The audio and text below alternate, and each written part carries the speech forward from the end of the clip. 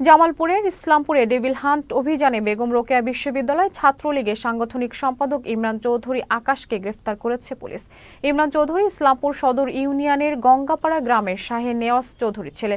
রোববার দুপুর ইসলামপুর থানার ভারপ্রাপ্ত কর্মকর্তা মোহাম্মদ সাইফুল্লাহ সাইফ জানান, ডেভিল হান্ট অভিযানের রাতে ইমরান চৌধুরী আকাশকে গ্রেফতার করেছে পুলিশ।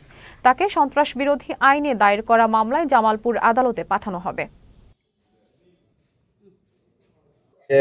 চলমান সরকার পতনের আন্দোলনে বিভিন্নভাবে সরকারকে বেকার দেখানোর জন্য বিভিন্ন ফেসবুকে, বিভিন্ন সোশ্যাল মিডিয়ায় বিভিন্ন উস্কানিমূলক বক্তব্য দিয়ে দেশে একটা অস্থিতিশীল করার পায়তারা করতেছিল। আমরা গোপন সংবাদের ভিত্তিতে অভিযান চালিয়ে তাকে গতকাল রাত 1টা থেকে 2টার ভিতরে গিয়ে আমরা গ্রেপ্তার করেছি।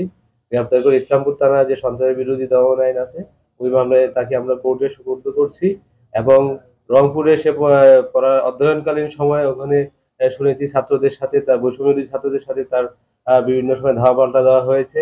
ওখানে কি মামলা আছে ওখানে আমরা এখনো যাচাই বাছাই করি। আমরা আমাদের মামলায় তাকে জেল হাজতে প্রেরণ করছি।